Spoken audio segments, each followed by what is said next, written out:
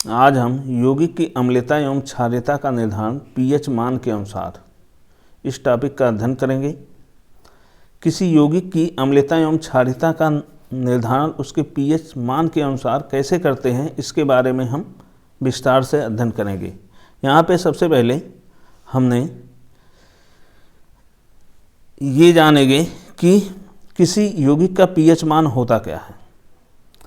PH मान होता क्या है? पीएच मान का जो फुल फॉर्म होता है वो पोटेंशियल ऑफ हाइड्रोजन होता है। पीएच मान का full form potential of hydrogen होता है। और किसी यौगिक या किसी पदार्थ में हाइड्रोजन आयन की क्या कंसंट्रेशन है, वही उसका पीएच मान होता है। जो हाइड्रोजन आयन का कंसंट्रेशन मोल पर लीटर, उस यौगिक के मोल पर लीटर में हाइड्रोजन आयन की जो कंसंट्रेशन होगी या सांद्रता होगी, वही उसका पीएच मान होगा। तो यहाँ पे हमने एक स्केल दिया है, सबसे पहले उसका अध्ययन करेंगे उस स्केल का। लेकिन उससे पहले हम देखें कि पीएच मान की खोज किसने की थी। तो पीएच मान की खोज एसपी सोरेनसन ने की थी। पीएच मान का जो सूत्र होता है, formula pH equal to -log(10) S plus अर्थात hydrogen ion, S plus hydrogen ion. तो पीएच मान निकालने का जो सूत्र हम यूज करते हैं, जो फार्मूला प्रयोग करते हैं, जो सूत्र प्रयोग करते हैं या जो फार्मूला यूज करते हैं, उसका जो है पीएच मान निकालने का फार्मूला यहाँ पे हमने लिखा है, वो है -log(10) hydrogen ion, H plus मतलब हाइड्रोजन आयन। और इसका जो पीएच रेंज होता है वो 0 से 14 तक वेरी करता है, 0 से लेके 14 तक। अर्थात जो पीएच मान की वैल्यू है वो 0 और 0 से 14 तक वेरी करता है। पीएच मान 7, अगर किसी यौगिक या पदार्थ का पीएच मान 7 होगा तो उदासीन होगा, या किसी यौगिक का पीएच मान 7 से कम होगा तो अम्लीय होगा, या किसी यौगिक का पीएच मान 7 से अधिक होगा तो वो क्षारीय होगा। और सबसे स्ट्रांग एसिड या अम्ल सांद HCl होता है, जिसका पीएच मान 0 होता है। और सबसे स्ट्रांग क्षार सांद NaOH होता है, जिसका पीएच मान 14 होता है।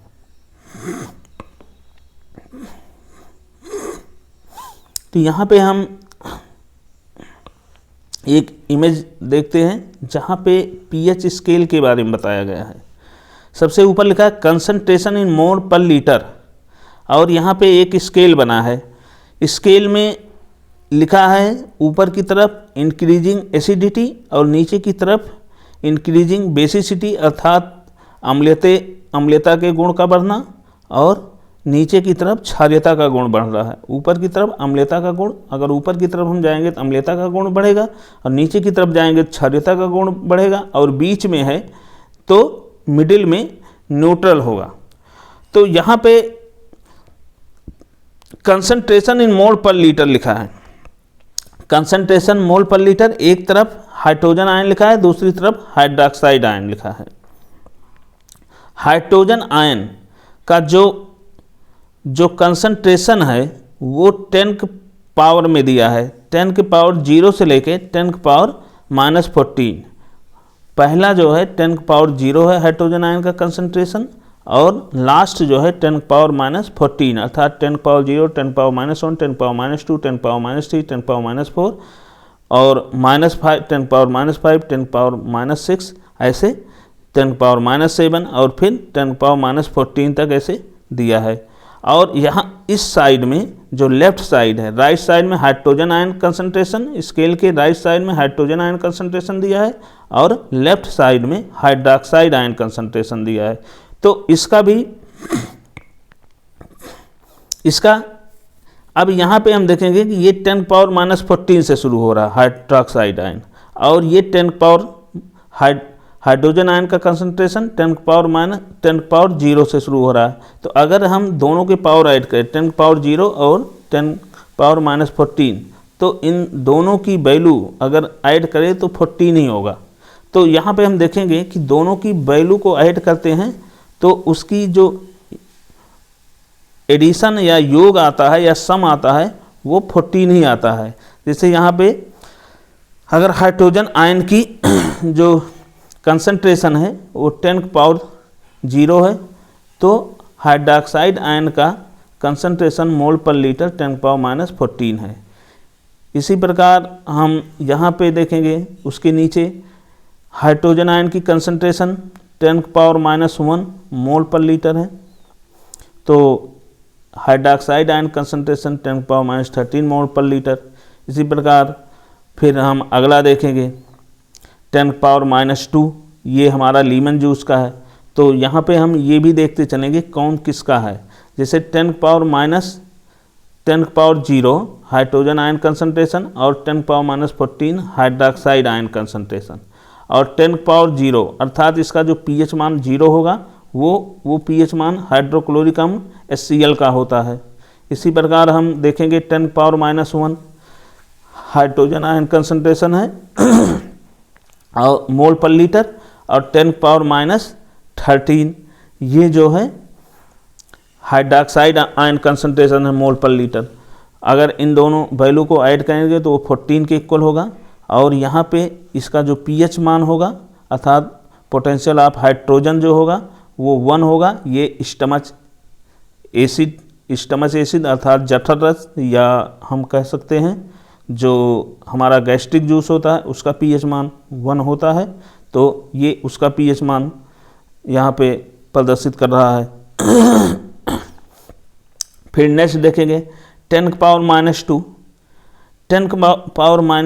और 10⁻12। तो यहाँ पे हाइड्रोजन आयन कंसंट्रेशन मोल पर लीटर 10⁻2 है, और ये 10 हाइड्रोक्साइड आयन कंसंट्रेशन 10⁻12। इन दोनों को ऐड करेंगे तो 14 के इक्वल होगा, और ये इसका pH मान 2 होगा। तो इसका pH मान ही हमें देखना है, हमें pOH मान से कोई मतलब नहीं है, इसलिए हम pH मान को देखेंगे। तो इसका pH मान 2 होगा, तो ये लीमन जूस का होता है। इसी प्रकार नेक्स्ट देखेंगे 10⁻3, ये hydrogen ion concentration 10⁻11 hydroxide ion concentration होता है। तो इसका pH मान 3 होगा। ये विनेगर का होता है, कोला या बियर का होता है, कोला बियर इन सब का pH मान 3 होता है।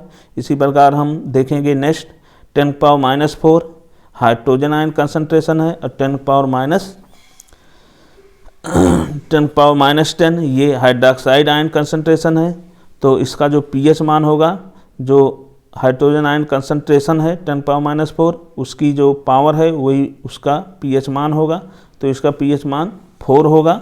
हम pH मान को सदैव पॉजिटिव वैल्यू लिखते हैं, अर्थात नेगेटिव वैल्यू से हमें कोई मतलब नहीं है। pH मान में हम सदैव इसका जो हाइड्रोजन आयन कंसंट्रेशन का जो पावर है उसके पॉजिटिव वैल्यू को लिखते हैं। तो इस प्रकार से हमने देखा। फिर नेक्स्ट है हमारा 10⁻5 और 10⁻9। ये 10⁻5 hydrogen ion concentration, 10⁻9 hydroxide ion concentration. तो यहाँ पे इसकी pH वैल्यू 5 होगी। 10⁻5 है तो इसकी pH वैल्यू 5 है, अर्थात पॉजिटिव वैल्यू को हम लिखेंगे। तो इसका जो पावर है वो उसके पॉजिटिव वैल्यू को लिखेंगे। तो हाइड्रोजन आयन कंसंट्रेशन 10⁻5 है, अर्थात इसका पावर जो है पॉजिटिव पावर के पॉजिटिव वैल्यू को लिखेंगे तो 5 हो गया। तो ये ब्लैक कॉफ़ी का होता है, अर्थात जो इसका pH मान होगा वो ब्लैक कॉफ़ी का होता है। तो इसका pH मान 5 हो गया। इसी प्रकार हम नेक्स्ट देखेंगे। अब 10⁻9 है। तो 10⁻9 ये हाइड्रोजन आयन कंसंट्रेशन, 10⁻5 ये हाइड्रोक्साइड आयन कंसंट्रेशन। तो इसका जो pH मान है वो 10⁻5 था, इसके बाद 10⁻6 है, और ये 10⁻8 है, 10⁻6 है।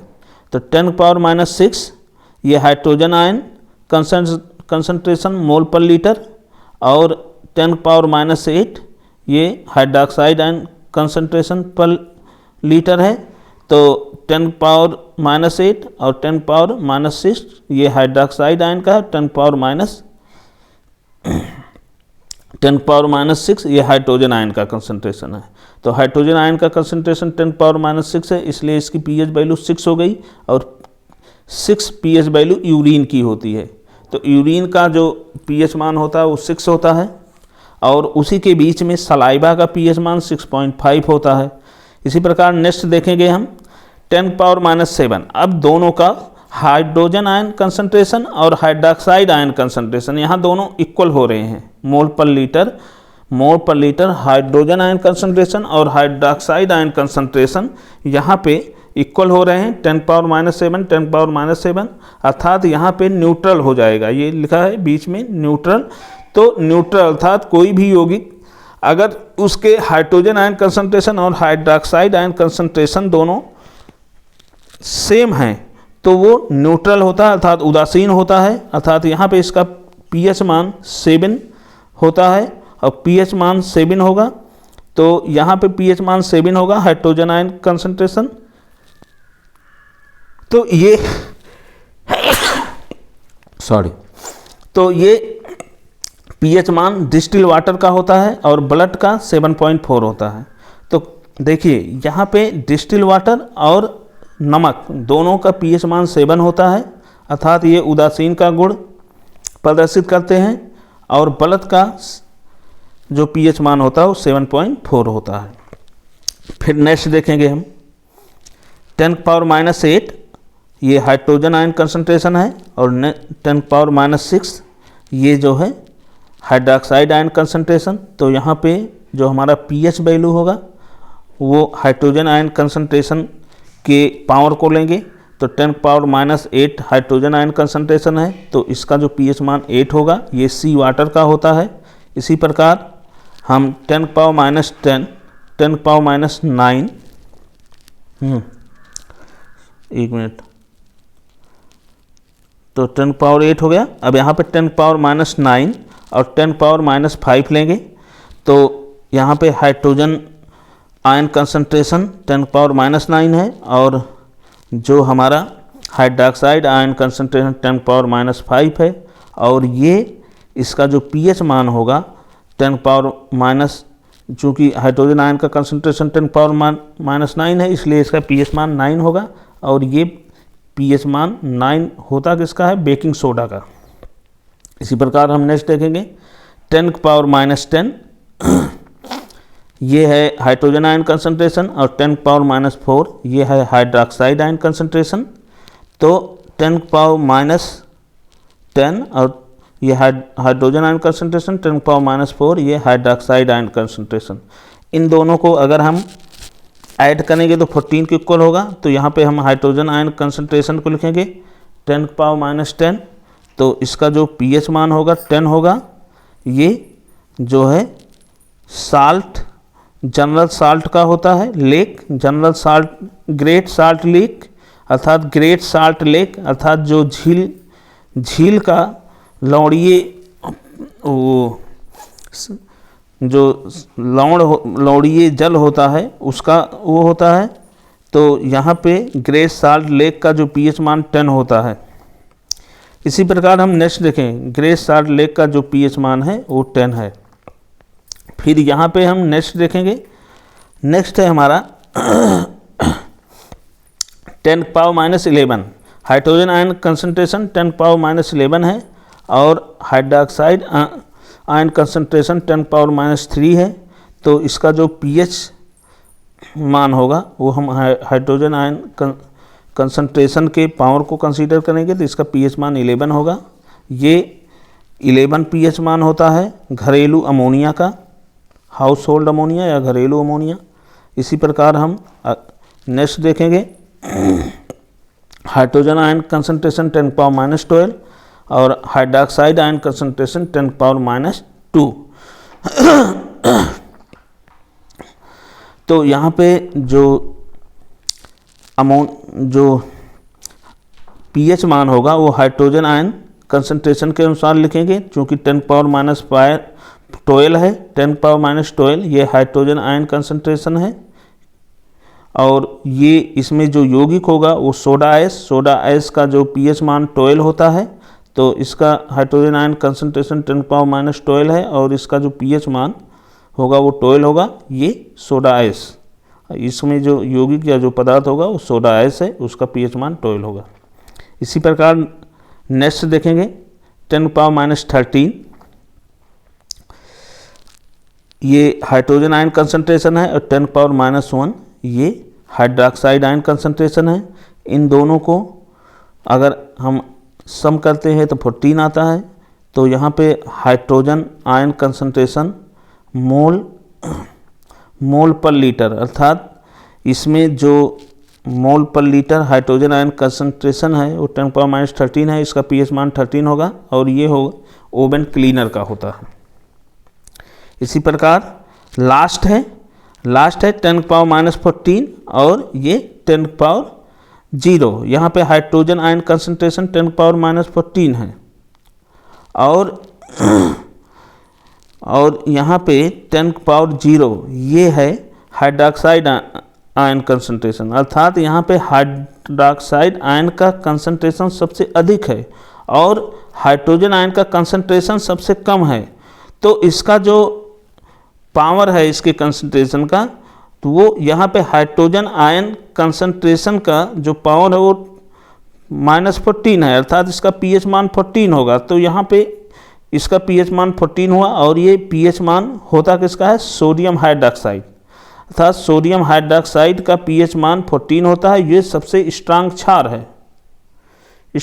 है, इस तरह से हमने समझ लिया कि किसी भी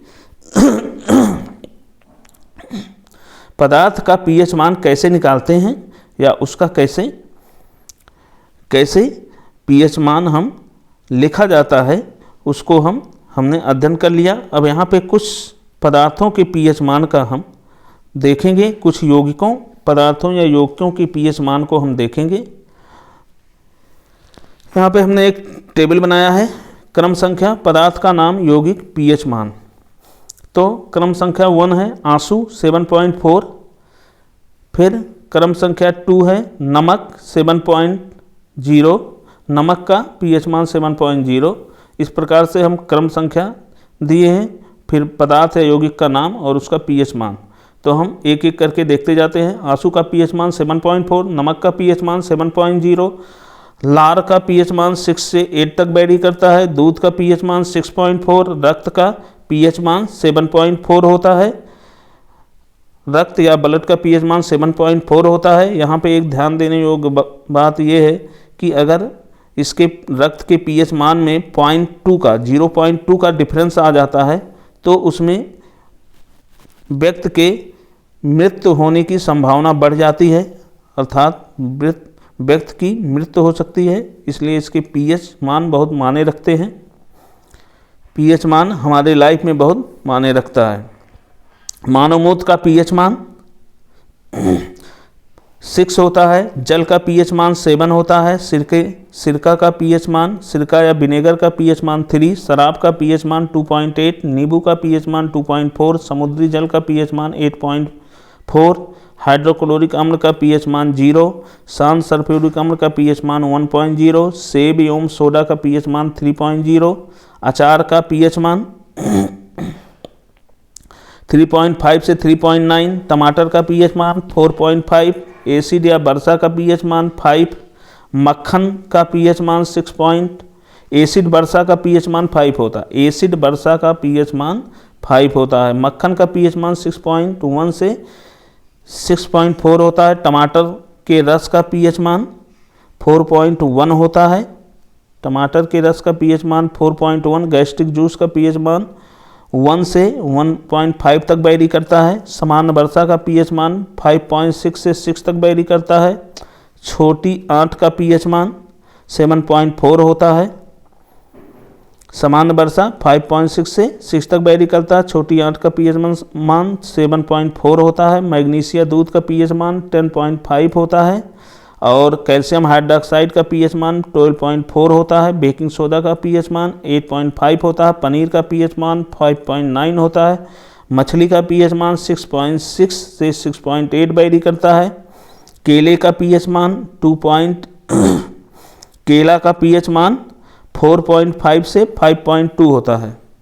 केला का पीएच मान 4.5 से 5.2 होता है। और इसी प्रकार चाय का पीएच मान 5.5 होता है, 5.5। और बड़ी आंत का पीएच मान 5.4 होता है। सोडियम हाइड्रोक्साइड या सांद NaOH, सोडियम हाइड्रोक्साइड सांद या सांद NaOH का पीएच मान 14 होता है। अंडे का पीएच मान 7.8 होता है। गाजर के रस का पीएच मान 6 होता है। पित्तरस का पीएच मान 7.4 होता है। बैटरी अम्ल का पीएच मान 1 होता है। टूथपेस्ट का पीएच मान 8 होता है। मधुर पेय पदार्थ का पीएच मान 6 होता है।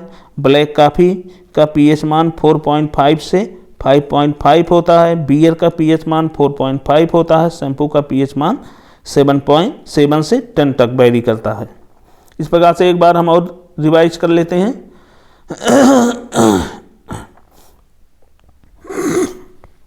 यहाँ पे क्रम संख्या दी है, पदार्थ का नाम, पदार्थ है यौगिक का नाम, पीएच मान।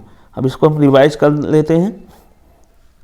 आंसू का पीएच मान 7.4, नमक का 7.0, लार का 6 से 8 वेरी करता है, दूध का 6.4, रक्त का 7.4, मानव मूत्र का 6, जल का 7, सिरका या विनेगर का 3, शराब का 2.8, नींबू का 2.4, समुद्री जल का 8.4, हाइड्रोक्लोरिक अम्ल या सांद HCl का 0, सल्फ्यूरिक अम्ल H2SO4 का 1, सेब एवं सोडा का 3, अचार का 3.5 से 3.9, टमाटर का 4.5, एसिड वर्षा 5, मक्खन 6.1 से 6.4 वेरी करता है, टमाटर 4.1, गैस्ट्रिक जूस 1 से 1.5, समान वर्षा 5.6 से 6, छोटी आंच 7.4, मैग्नीशिया दूध 10.5, calcium hydroxide 12.4, calcium hydroxide 12.4, magnesia दूध का 10.5, calcium hydroxide 12.4, baking soda 8.5, paneer 5.9 और मछली का 6.6 से 6.8 वेरी करता है, 6.6 से 6.8, केला का 4.5 से 5.2, चाय का 5.5, बड़ी आंट का 5.4, सोडियम हाइड्रोक्साइड 14, अंडे का पीएच मान 7.8, गाजर के रस का पीएच मान 6, पित्तरस का 7.4, बैटरी अम्ल 1, टूथपेस्ट का 8, मधुर पेय पदार्थ 6, ब्लैक कॉफ़ी 4.5 से 5.5, बियर का 4.5 और शैम्पू का 7 से 10 वेरी करता है। इस प्रकार से हमने सभी पदार्थों के पीएच मान को देख लिया और इनका विस्तार से अध्ययन किया। ये हमारे प्रत्येक एग्जाम में पूछे जाते हैं और ये बहुत महत्वपूर्ण टॉपिक है। Please share, subscribe and comment this channel. धन्यवाद।